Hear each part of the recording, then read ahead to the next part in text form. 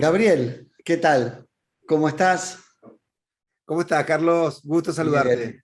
Igualmente, un placer estar nuevamente con vos acá en estas charlas. Antes que nada, agradecerle a Editorial Planeta, por supuesto, que me da esta hermosa oportunidad de tener estas charlas con vos. Ya hicimos algunas charlas sobre tus primeros libros y ahora vamos a continuar con un cambio, ¿no es cierto? Con un cambio rotundo de estilo, ¿puede ser? Sí, claro, claro, porque hoy vamos a hablar de la ficción, de mi primera ficción, que es Los Padecientes, ¿no? Eh, Exactamente. Vos sabés, Carlos, que en realidad este libro, que fue el tercero, en mi mente y en mi deseo era el primero. Cuando a mí Planeta me viene a buscar y me pregunta si quiero escribir un libro, yo entusiasmadísimo le dije, sí, es más, tengo en la cabeza hace mucho tiempo un libro, ¿no? Ah, Eh, y cuando les empecé a contar me dijeron, pero no, te venimos a buscar como psicólogo, no como novelista, ¿no? Entonces, claro. queremos que escribas un libro psicológico. Y digo, bueno, sí, el thriller es un poco psicológico, pero me decían, no, no, no. Entonces, y empezó esta cosa que es, bueno, a la novela se llega, tené paciencia, a la novela se llega, ya vas, primero saca un libro y después, como historia de Iván le fue muy bien, salió, yo dije, bueno, ahora escribo la novela, y me dije, bueno, no, escribí otro del estilo de casos, porque a la gente le gustó y vos tenés que desarrollarte, y escribí palabras cruzadas, y en ese momento aparece esta opción en la que me dicen directamente, ¿no? Me dicen, bueno, mira, yo estaba molestando tanto con mi ganas de escribir una novela que me dijo, bueno, escribiste la novela, así te la sacás de encima y después seguimos con los libros que nos interesan a todos. Y se dio que, bueno, la novela fue un fenómeno, terminó siendo la novela más vendida de los últimos 30 años en la Argentina. Bueno, sabes el recorrido que ha tenido, se hizo la película, bueno, Los Padecientes después terminó siendo una novela muy exitosa, que Y, tenía su origen en un cuento, Carlos. sí, Sí, sí. Eh, este es un poco como una infidencia, pero hace muchos años, muchísimos años, en épocas donde usted y yo nos conocimos, más o menos, yo habitaba una habitación en la terraza de un teatro de un amigo, en el que me quedaba, digamos, por unos meses, eh, agradeciendo esa generosidad, ¿viste? De que los amigos de aquella época, uno era joven, vení, quédate acá, tengo una habitación. Y y me acuerdo que un día que llovía mucho, me desperté porque por debajo de la puerta entraba agua y me había mojado el colchón y yo estaba durmiendo en un colchón tirado en una terraza de un amigo eh, y había perdido lo que había sido en ese momento, hasta ese momento mi casa y todo, y me agarró como una especie de enojo. Mientras estaba sentado en una mesita para no mojarme los pies porque se había inundado, y escribí así un cuento de un hombre que no era un hombre, de una persona que muy enojada por algo, mataba a otra que le había causado el daño y se la cargaba en el baúl de un auto y se deshacía del cadáver, ¿no? Ese era el cuento.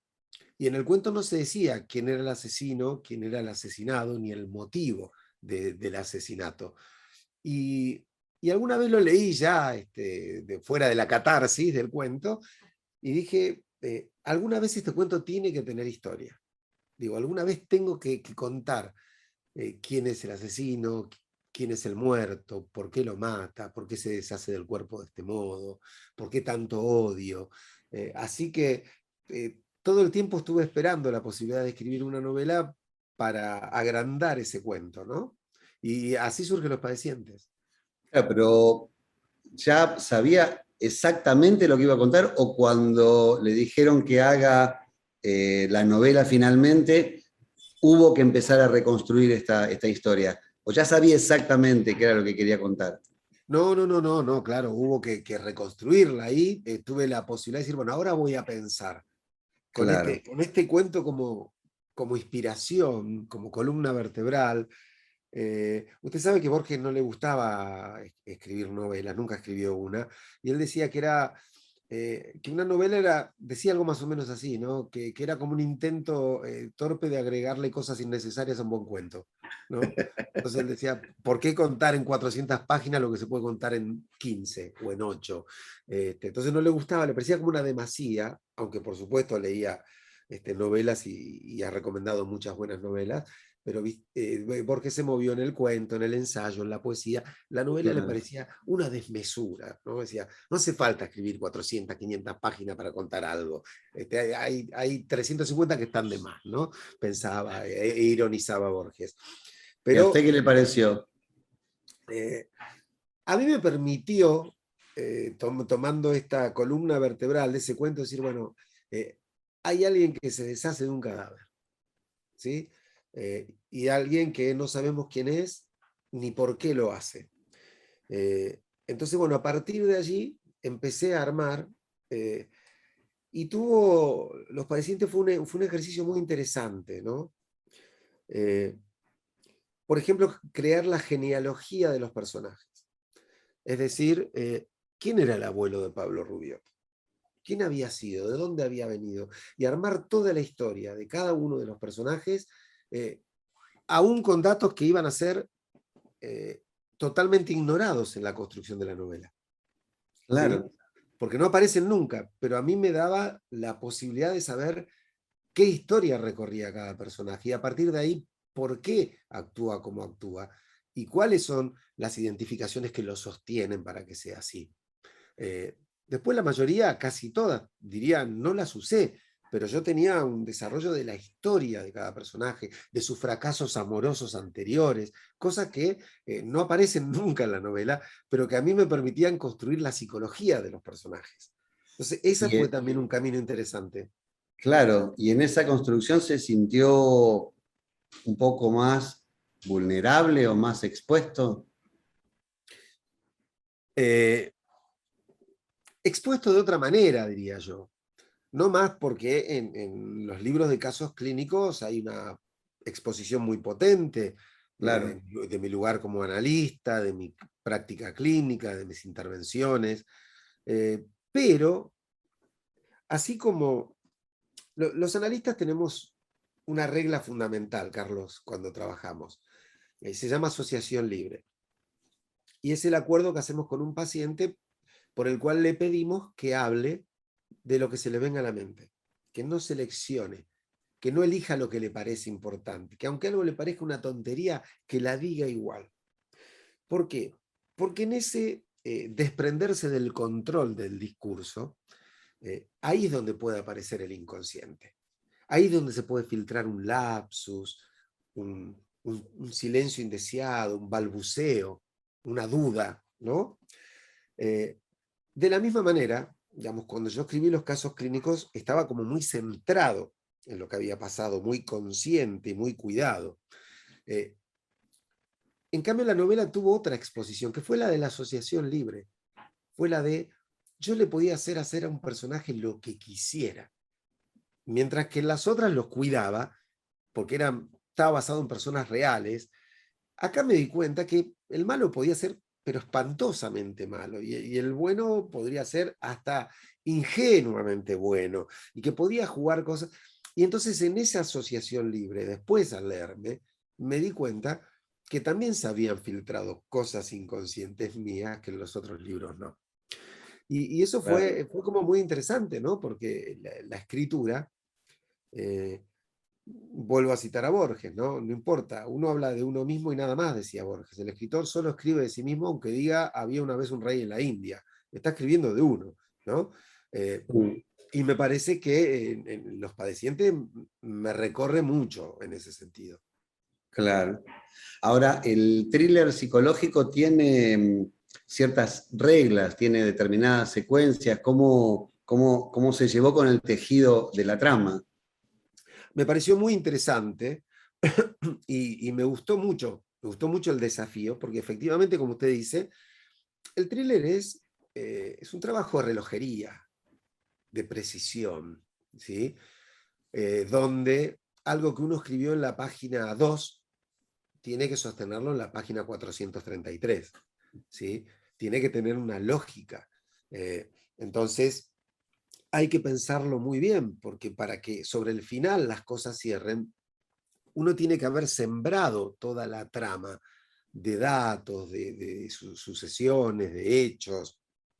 Entonces, a mí me gusta, usted sabe que yo estudié profesorado de matemática, y a mí el pensamiento matemático me gusta mucho. El thriller requiere de un pensamiento matemático, ¿sí? Porque, Ujú. bueno, cuando yo estudiaba en el profesorado, algunos de los profesores me decían, ojo, Rolón, que lo que agregue en un momento de la ecuación lo va a tener se lo va a llevar por delante en otro. Cuando usted haga un reemplazo, lo va a estar esperando 6 pasos más adelante ese reemplazo. Algo va a tener que resolver con eso, ¿no? Y el thriller funciona así. Funciona así si es que uno quiere escribir sin trampas, Carlos. ¿Sí? Eh, yo a veces veo algunos thrillers que hasta se sostienen muy bien, pero en el final, que es lo más difícil de un thriller es cerrarlo bien. En el final se mancan. Digo, en el final aparecen resoluciones que uno dice, ¿y esto de dónde lo sacó? O Claro. el asesino termina siendo alguien que no había aparecido en toda la novela, por lo cual el lector nunca podría haber sospechado, ni podría haber descubierto, porque piense que el thriller establece, el autor establece una competencia con el lector. ¿Sí? En el thriller es un desafío por el cual el autor y el lector compiten todo el tiempo, el autor intentando que el lector no se dé cuenta de cuál es la solución y el lector tratando de decirle al autor, ya está, listo, en la página 200 yo sabía que el Ya me di asesino era cuenta. este. ¿Sí? Entonces, bueno, en ese entramado, muchos autores lo resuelven haciendo trampa, que es decir, bueno, no le voy a dar al lector todos los datos para que no me pueda ganar esta competencia. Y como lector yo me siento defraudado cuando eso ocurre. Intenté como autor que eso no me pasara. Es decir, Claro. dejarle al lector que mi personaje, Pablo Rubiot, tuviera que descubrir las cosas con los mismos datos que tiene el lector. ¿Sí? No hay ningún dato en los padecientes que utilice Pablo para resolver el enigma que Que no lo lo saque haya de la tenido el galleta. lector. Que no lo haya tenido el lector. A lo Claro. sumo, sí hay un enmascaramiento de ciertos datos, uno pone sobre la mesa, como quien no quiere la cosa, un abrecartas, que más tarde será un arma homicida y uno la desdibuja entre tazas de café y eso, pero el abrecartas está sobre la mesa. Esto es lo que quiero decir. Claro. Recién me decía que se iban en la asociación libre, se iban filtrando cosas personales, pero ¿cuánto hay de autobiográfico en el personaje? A ver, Rubiot y yo tenemos muchas cosas en común y muchas Ujú. cosas diferentes. Algunas por suerte para él y otras por suerte para mí.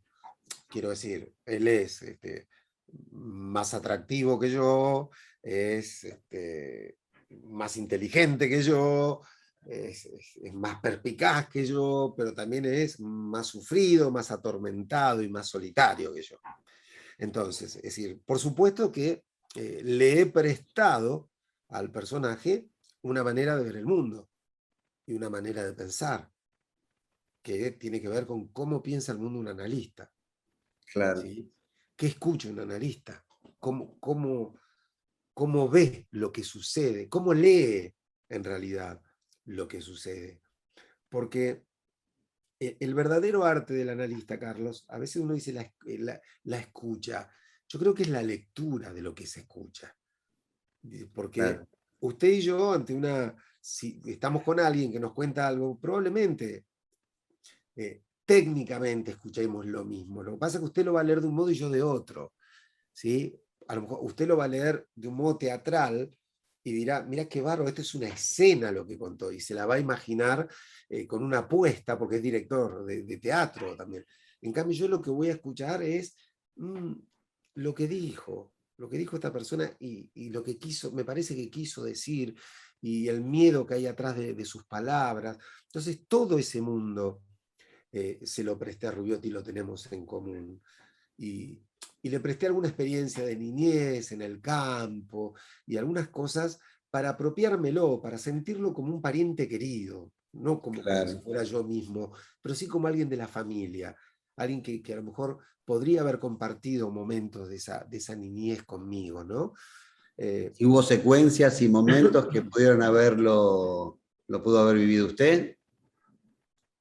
A ver, hay algunas cosas, como hay una vivencia de infancia, un terror nocturno, vivido en una situación de campo, en un día de tormenta, que sí me pertenecen y se las he cedido a Rubiot, eh, pidiéndole íntimamente que la tratara con respeto, porque era un recuerdo mío, y creo que ha sido así, que el personaje ha sido respetuoso para las herramientas que yo le di, para un modo de pensar, para un modo de mirar la vida, que es lo que puse a su disposición, ¿no? Ajá, Eh, porque además, eh, los padecientes tienen un desafío muy personal, que es el desafío con el que comprometí a Pablo Rubiot, que es, Pablo, usted como yo es psicoanalista, y tiene que resolver un caso de asesinato como lo podría resolver yo, es decir, sin ninguna otra herramienta más que las que nos da el psicoanálisis. Digo, no vale que usted saque un dato, Pablo, porque se encontraron huellas digitales. claro. Usted no sabe leer huellas digitales. Usted no puede usar eso. Usted solo va a hablar y va a intentar resolver esto con lo que escucha, con lo que lee, lo que escucha, con lo que percibe, con lo que mira, porque muchas veces se cree que la palabra, que el peso que la palabra tiene para el analista nos priva de la percepción de lo visual, y no es así. Digo, cuando un analista le hace dibujar a un chico una casa, una familia, y después lee ahí el inconsciente del chico, mira una imagen, porque sabe que en las imágenes también se vuelca el inconsciente, eh, y que las imágenes son una forma distinta de la palabra a veces. No se va del mundo de la palabra, son una manera distinta de la palabra. Y creo Ujú. que esos son los elementos que yo le di casi en un desafío de MasterChef, ¿no? Que le dicen, usted tiene que hacer esta comida con estos 4 elementos, arréglese. Entonces yo dije, bueno, Pablo, usted tiene estas herramientas, con estas herramientas descúbrame este caso. Entonces me parece que fue un lindo juego que establecimos con el personaje. Muy bueno. ¿Y sintió que empezó a escribir de una manera diferente cuando empezó a escribir la novela? Porque lo escribe, o por lo menos cuando uno lo lee, tiene como un lenguaje muy cinematográfico. Es Sí, a conciencia, salió así. O sea, la pregunta es, no con el diario del lunes, no, pero en el momento que estaba escribiendo, ¿tenía la imagen de que podía hacer una película?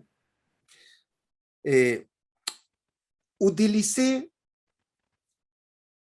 modos, estilos y caras de algunos actores para imaginarme mis personajes, por ejemplo. Ah, ¿Mm? Digo, claramente dije, bueno, esto, a ver, sería una persona como, como Mercedes Morán, por ejemplo, ¿no? Cuando escribí el claro. personaje de Elena.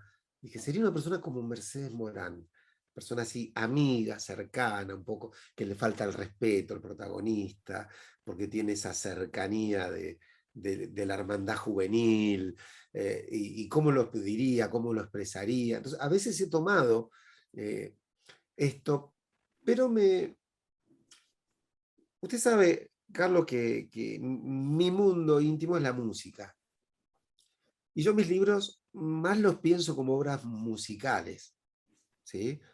Veo que las obras musicales tienen por momento la alegría de los tonos mayores y por ahí entran a un adagio tristón en tonos menores y se ponen dramáticos con algún tono disminuido y por momentos tienen un ritmo que acelera y por momentos tienen una cadencia lenta y a veces hay silencios para que después se resalten los sonidos, eh, y tiene un comienzo, un desarrollo y una resolución, la melodía o la obra.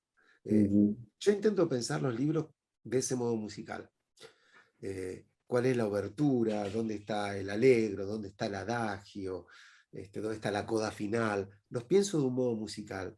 Y me he dado cuenta eh, que el arte en sus distintas facetas tiene un lenguaje común, que si uno piensa algo de un modo musical, cierra de un modo cinematográfico. O sea, Ujú. porque cuando alguien piensa una obra de cine, se la da a un buen músico y el músico le encuentra la melodía a esa obra y se la compone. Y uno tiene ahí la melodía de Cinema Paradiso, de la lista de Schindler, del Padrino, y dice, qué extraordinario, sí, claro, porque hubo una conjunción de dos artes para contar una misma historia.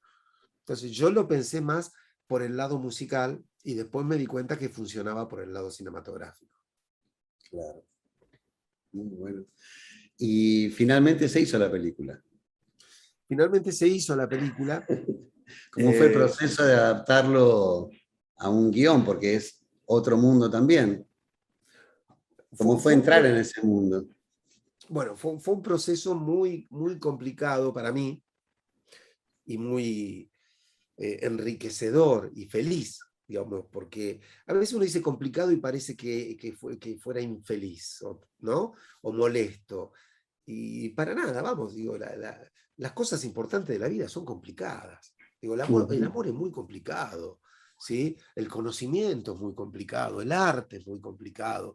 Digo, las cosas que no son complicadas, por lo general, son cosas que no tienen mucha relevancia en nuestra vida.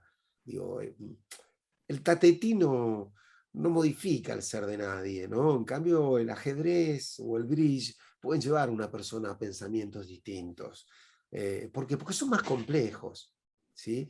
Entonces yo tuve esa complejidad que no había tenido cuando adapté los libros de casos para la serie Historias de Iván de televisión. ¿Por qué? Porque más allá del guionado del personaje, del analista y su vida ficcionada, que hacía más Marcelo Camaño que yo y que trabajamos juntos, pero Marcelo se ocupaba de esa parte y yo de los casos. Entonces en los casos pude ser mucho más riguroso lo que pasaba en el libro. ¿Sí? En cambio acá, eh, lo primero que me dijo Marcos Negri, con Marcos Negri y Nicolás Tuoso, que después fue el director, hicimos la adaptación entre los tres. Y lo primero Ujú. que me dijo, que no cedí, digamos, probablemente hoy hubiera cedido, pero en ese momento estaba como defendiendo mucho mi novela, me dijo, Rolón, acá hay algo que no funciona. Él se llama Pablo y ella se llama Paula. Pa. Me dice, uno de los dos tiene que cambiar de nombre. Y le dije, no se va a cambiar el nombre, va a ser papá. Digo, va a ser va a ser papá. Pero no, es Pablo y Paula. Y yo no me había dado cuenta de eso, algo que Marcos tenía razón. Pero ya el primer comentario me encontré con que mi novela iba a ser eh, tupamarescamente Descuartizado. descuartizada, ¿no? Y al principio la defendí de más, a lo mejor. Eh, hoy tengo ¿Por una qué? Porque ahora piensa que era como irrelevante, se podía cambiar el nombre y no tenía no ningún. pasaba nada si ella se llamaba Irene, ¿sí? Claro. Digamos, podía trabajar tranquilamente, si uno busca la cercanía o el chiste con el lector. De todos modos, el lector, lo más probable es que no se sienta feliz con la película. Digo, no el de los padecientes, cualquier lector, es muy probable que no se sienta feliz con la película, porque todos tenemos dentro una especie de ambición inaugural, ¿sí? Que es decir, ¿Cómo? claro, que es una ambición inaugural, que es decir, uno va a un gran artista que tiene 20 discos y el número 20 es extraordinario, y uno le dice, no, pero a mí me gustaba cuando empezaste, yo te escucho desde el primer disco, yo tengo el primer disco, y el primer disco por ahí es una porquería, el tipo evolucionó un montón, pero esta cosa de ser el primero, ¿no? Casi de formar parte del momento virginal de una obra, de un artista, hacen que alguien se agarre nostálgicamente de lo primero, confundiendo lo primero con lo mejor, ¿no? Eh, entonces, Sí. me parece que en ese sentido, eh, yo me aferré un poco a la novela y en el proceso Marcos y Nicolás me fueron enseñando a trabajar con esto. Pero Los Padecientes es muy pegadita igual a la novela, ¿no? Pero Ujú. decía, seguramente no pasa nada si lo cambiaba, porque el lector, aunque le deje los mismos nombres y todo, el 90% va a decir, a mí me gustó más la novela. Digo, pero me va a pasar a mí, y le pasó a Benedetti con La Tregua. Digo, nos Claro. pasa a casi todos los autores que los lectores tienen ese fervor inaugural, y yo creo que a veces tienen razón y a veces no. Lo que pasa es que la película, de alguna manera, es un cachetazo a la omnipotencia del lector, porque viene y le dice, no, el personaje no tiene la cara que vos te imaginaste, tiene esta cara. Y dice, Claro. ah, no, yo me lo hubiera imaginado más grande, más chico, más alto, más flaco, no sé, en este tipo, el personaje y cualquier escena. Ah, yo me la imaginé distinto. Entonces, bueno, yo creo que hay que ir con la apertura de que uno va a ver una obra nueva. ¿A usted le ¿Sí? pasaba lo mismo? ¿Usted sufrió ese mismo proceso que se lo Sí, imaginaba de claro. otra manera? Pero, a ver, Carlos, usted que tiene mucha experiencia en esto de la televisión y el cine, usted sabe, a ver, si cuando uno se siente y dice, bueno, ¿y a qué actor te imaginas? Entre el que uno tira y el autor que lo hace, pasan 25, porque uno dice y el director dice, no, a mí me gustaría más otro como aquel, y empieza uno a negociar, y cuando llegan a un acuerdo van y por ahí ese actor no está disponible, y aparece otro que termina siendo, digamos, un proceso largo el de elección. Entonces, así uno tuviera ya en mente a quien quiere, es muy complicado. ¿Sí? Es muy Claro. complicado. Entonces yo Pero ¿no creo fue, que no fue muy exagerado elegir a alguien tan bello? Digo, ¿o es un sueño sentirse representado por un estereotipo apolíneo? no, bueno, a ver, porque muchos cuando leían Los Padecientes me decían, yo te imaginaba vos, para mí Pablo Rubiot eras vos, porque bueno, habla como vos, piensa como vos, y al ser mi rostro, mi figura medianamente pública, Claro, mi voz, una voz con mucha presencia en los medios, en la radio, entonces tenían asociado que Pablo hablaba como yo, se veía como yo, ¿no? Entonces es un golpe, fuere quien fuere el actor que lo haga. Y para mí, no, a mí me pareció una buena elección darle a Rubiot, además, el elemento de ser un tipo seductor, ser un tipo atractivo. más De lindo hecho, que nosotros. bueno, pero que de hecho cuando empezamos a hablar, ¿qué le dije, Carlos? Rubiot tiene cosas distintas a mí, mucho más atractivo que yo. Yo ya me lo imaginé cuando lo escribí con este tipo de características. Podría haber sido el actor de Columbo también. ¿Por qué no? ¿Por qué no? Pero uno tiene que ver qué es lo que pretende de un personaje, ¿no? Claro, Quiero decir, la debilidad de Rubiot es su oscuridad interna, es su imposibilidad de amar sin dolor y su tragedia de no poder conservar lo que ama. Esto de contaminar lo que ama y destruirlo de algún modo con su manera de vivir la pasión. Digo, esta es su tragedia, no su falta de atractivo, como puede ser Columbo, que es, mirá vos este claro, tipo así, más asado, o más peticito, más peladito, más gordito, pero como el padre Brown, por ejemplo, ¿no? Estoy claro. pensando en el personaje de Chesterton. El padre Brown, que parte de su gracia está en que es un cura chiquitito, pelado, regordete, con cara de sonso, y después es un genio, ¿sí? Digo, es parte de lo que uno piensa para un personaje, y yo a Rubiot en su oscuridad y en sus imposibilidades lo había pensado como un personaje seductor. Claro, claro. ¿Se puede decir que es su alter ego? ¿Está bien dicho eso? En algunas cosas sí, sí, en algunas cosas sí, quiero decir, repito, en este modo de transitar el mundo con la escucha, con la lectura psicoanalítica. eh, Hay chistes que uno le presta al personaje.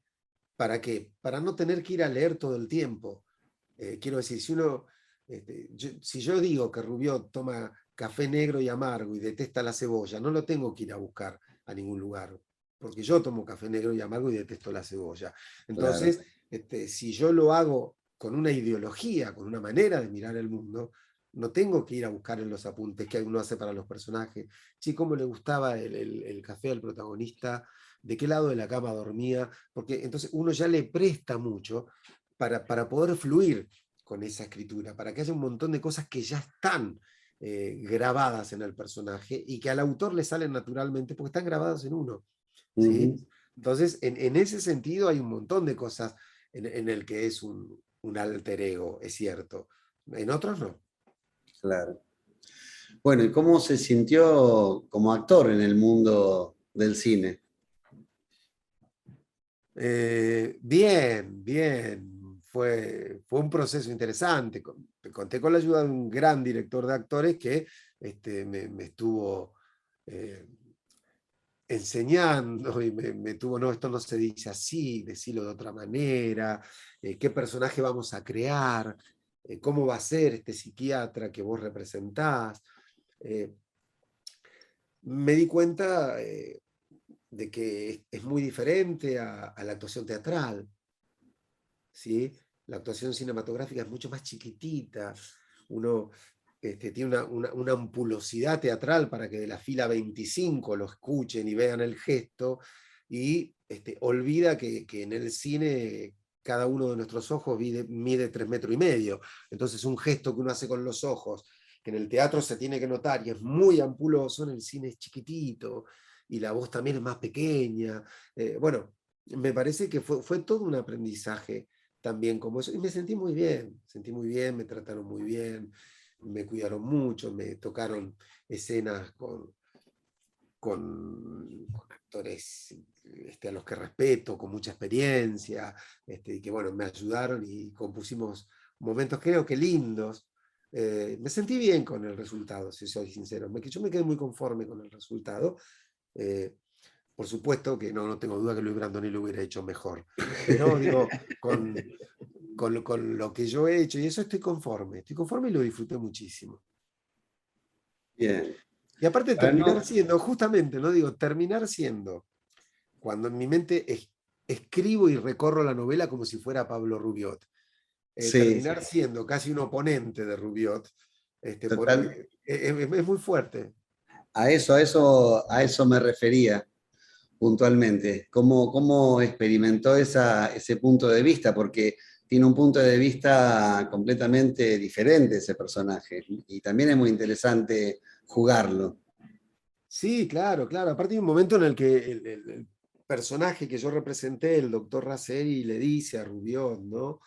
Ustedes los analistas no dejan de sorprenderme nunca. O sea, se dividen todo el tiempo, freudianos, lacanianos, dijo, se creen los dueños de la salud mental, como que ataca el psicoanálisis en algún punto. Eh, Así que Exactamente. fue muy divertido eso, digamos, que fue transcribir de algún modo un montón de comentarios o críticas que yo he recibido como psicoanalista. Ustedes se Totalmente. creen la elite de la salud mental y ese tipo de cosas, ¿no? Así que fue bueno poder hacer de un modo activo lo que tuve que bancarme de un modo pasivo durante mucho tiempo. Hay algunos pasajes autorreferenciales que me gustaría que lo explaye un poquito. Hay en algún momento Pablo Rubiot dice, vos pensás como todos que a mí nunca me pasa nada, que yo estoy siempre bien. Sí. Eh, bueno, lo que pasa es que esa es un poco la maldición que nos recorre a casi todos los psicoanalistas, ¿no? Eh, pero digo una maldición muy popular, que la gente ha creído como cree en las maldiciones, como cree en que los gatos negros traen mala suerte. Digo, la gente tiene un pensamiento mágico y dentro de ese pensamiento mágico está esto, ¿no? De que los analistas estamos siempre bien. Que si viene alguien y le dice a un analista, pero ¿cómo, che, cómo vos siendo psicólogo te peleas así con tu hijo? Digo, ¿no? Eh, yo no he visto que alguien le diga, o sea, a un oftalmólogo, che, ¿cómo siendo oftalmólogo necesitas anteojos? O ¿cómo Claro, siendo traumatólogo te quebraste un dedo? O sea, yo claro. no veo que la gente le exija a los demás profesionales de la salud que no puedan padecer de algún modo de aquello que tenga que ver con el material de su incumbencia, ¿no? Y a nosotros sí. Nos dicen, bueno, che, pero vos no podés sufrir así por un amor. Vos sos psicólogo, ¿no? No, en este momento no, señor, en este momento soy enamorado, abandonado, ¿sí? Desesperado.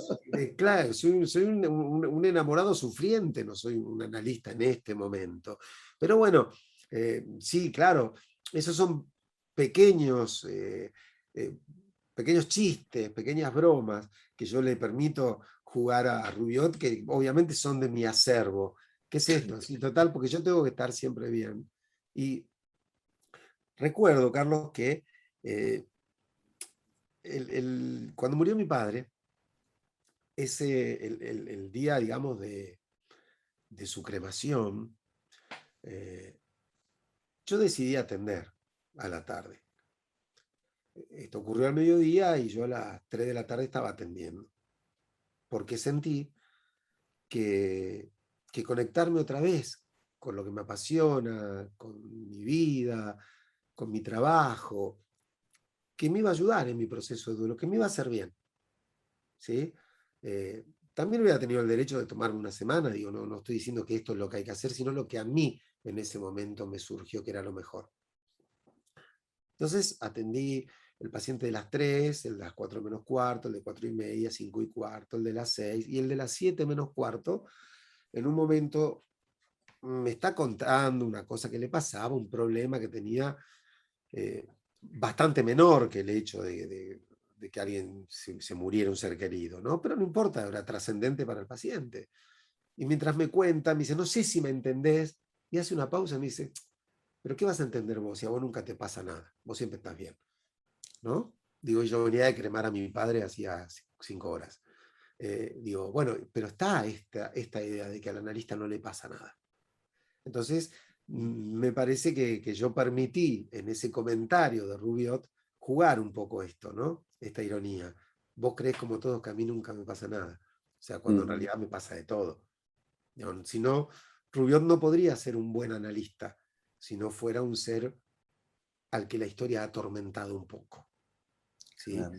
No se hubiera podido meter en el laberinto de sus oscuridades, en un análisis personal, si no los tuviera, ¿no? Entonces me parece que esto es algo que hay que asumir.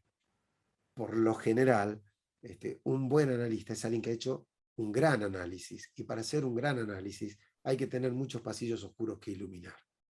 ¿Sí? Claro.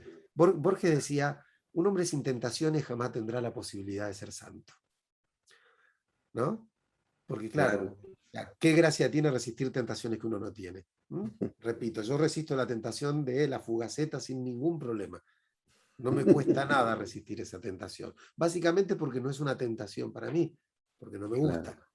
Entonces, así como un mundo sin tentaciones no puede llegar a santo porque no tiene que ejercer la renuncia, la voluntad y el empeño por superar sus debilidades, del mismo modo, una persona con una vida perfecta no se podría adentrar en el mundo misterioso y oscuro del psicoanálisis. Ujú. Hay algunos pasajes un poquito más controversiales en donde dice, no estamos hablando de mi dificultad para hacerme querer por mis colegas.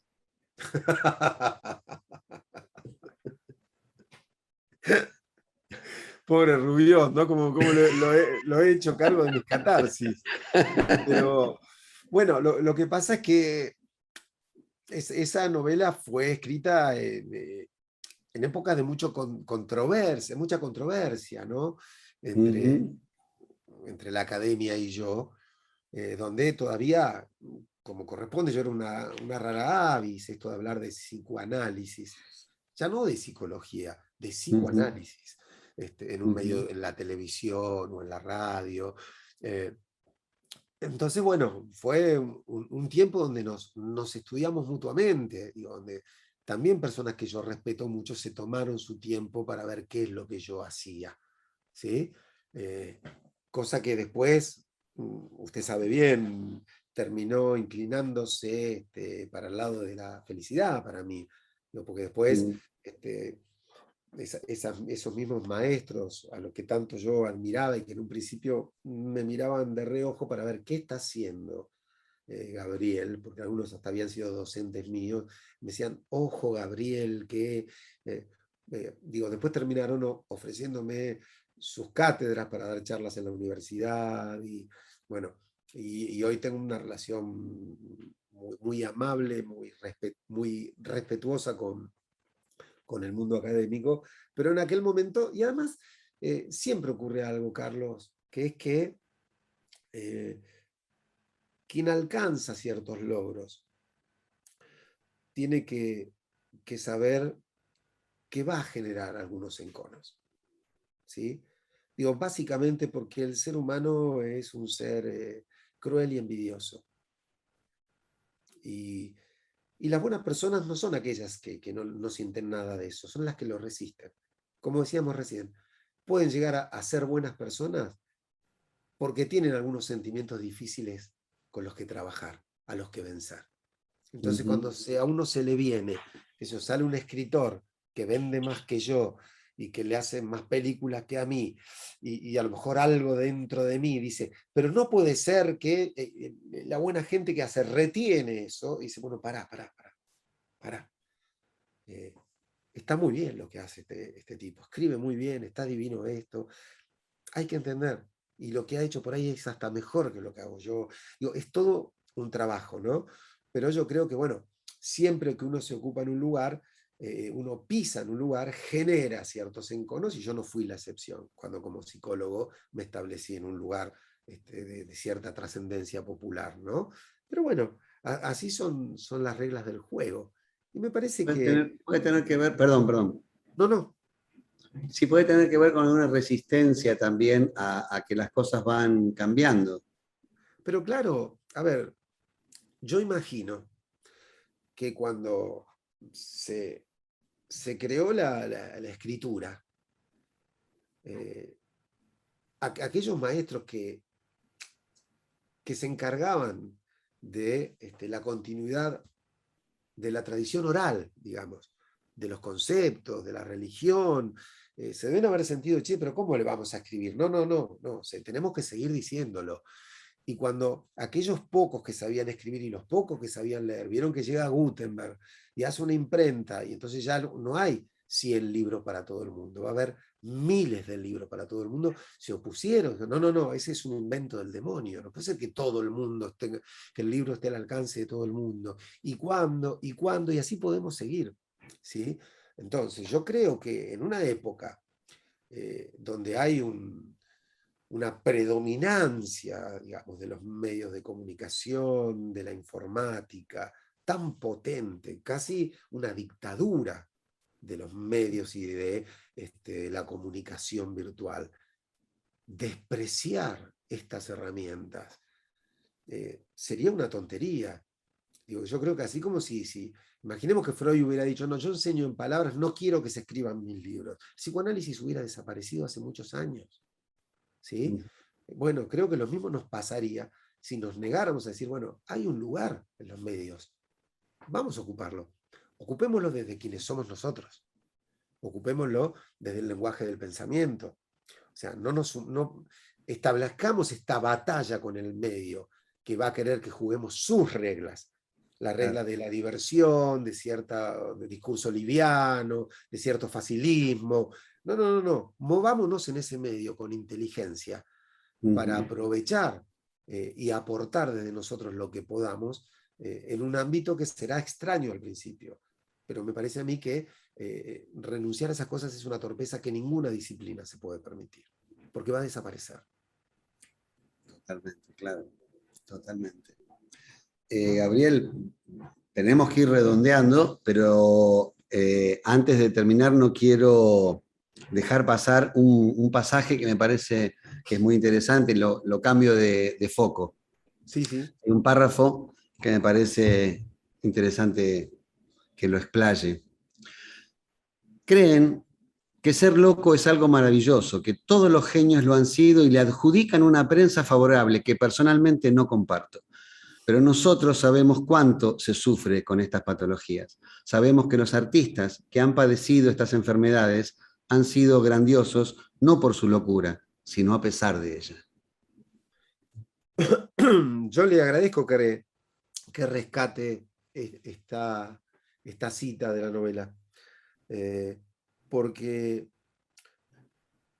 con esta característica que tiene la palabra de poder significar cualquier cosa, ¿sí? ¿Qué sé yo? La palabra bárbaro, ¿no? Que etimológicamente solo quiere decir extranjero.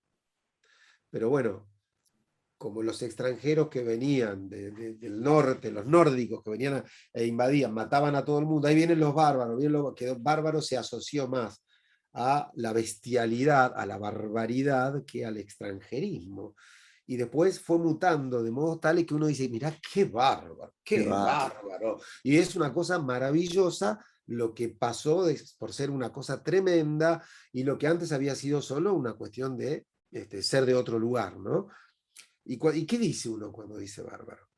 Y no sé, puede decir cualquiera de esas cosas y otras incluso, ¿sí? Entonces, lo mismo ocurre con la palabra loco. Uno dice, mirá qué locura para decir qué belleza a veces. Mirá qué locura para decir qué crueldad, ¿no? A veces, pero los analistas tenemos que tener mucho cuidado, porque como es de nuestro ámbito, cuando decimos, este es un loco, no estamos diciendo, che, este es un loco. No, no, este es un loco, es casi un diagnóstico, ¿sí? Claro. Entonces, y además, porque tenemos la tendencia, Carlos, de que como lo que hacen los artistas importantes, es realmente muy difícil de lograr, casi imposible de lograr. En el afán de acercarnos a ellos, nos acercamos a rasgos que nos están más a mano. Digo, no puedo pintar como Van Gogh, pero a lo mejor en un momento de demencia cortarme la oreja no es tan difícil, ¿no? Digo, es algo que medianamente podría hacer uno. En cambio, pintar como él no. Entonces uno asocia y se pega a esos costados más que a la genialidad y los confunde con la genialidad. Como esos autores que querían ser Rubén Darío y apenas si les gustaba el dulce de leche, ¿sí? Porque sabiendo que Rubén Darío comía dulce de leche mientras escribía poemas, estos tipos se bajan 3 frascos de dulce de leche creyendo que van a escribir como Darío, y no es el punto. O sea, lo grande de Rubén Darío no es que comía dulce de leche, ¿sí? Entonces, me parece que a veces confundimos y creemos que el difícil arte de un músico, por ejemplo, de un músico genial, que tiene la desgracia de padecer una adicción. Creemos que su arte está en la adicción, ¿sí? Está en la enfermedad, cuando en realidad su arte, ¿no? Lejos de eso, su arte está en la sanidad. Su arte está en la sinapsis increíble, rápida y precisa que hace cuando está bien, ¿sí? Entonces, de allí esta frase que dice Rubiot, ¿no? El artista que está loco y es brillante a pesar de la locura, no gracias a la locura. Porque si no, se da una cantidad, una caterva numerosa de posibles identificaciones fallidas, de personas que creen que porque X artista, no sé, toma soda y ha compuesto la novena sinfonía, creer que, bueno, entonces son personas que revientan de tanto tomar soda y no escriben nunca 4 notas con sentido, ¿no? Entonces me parece que a esto apunta. Es decir, no, el arte es difícil y la maravilla de un artista no está en sus debilidades, ¿sí? Sino en lo que puede hacer a pesar de sus debilidades. Cierta vez dijo Maradona, ¿no? ¿Te imaginas qué jugador hubiera sido yo si no me hubiera drogado? ¿No? Si jugué así con mi problema, ¿qué jugador hubiera sido de no haber tenido este problema? Y es una de las frases más felices de Maradona, ¿no? Porque es el hecho de decir, yo llegué a lo que llegué a pesar de esto, muchachos, no por esto. No soy un genio por esto. Fui un genio en mi deporte a pesar de esto. Pero cuánto mejor hubiera sido sin mi enfermedad, ¿no? Y esto es lo mismo, cuánto mejor hubiera sido Van Gogh sin su locura.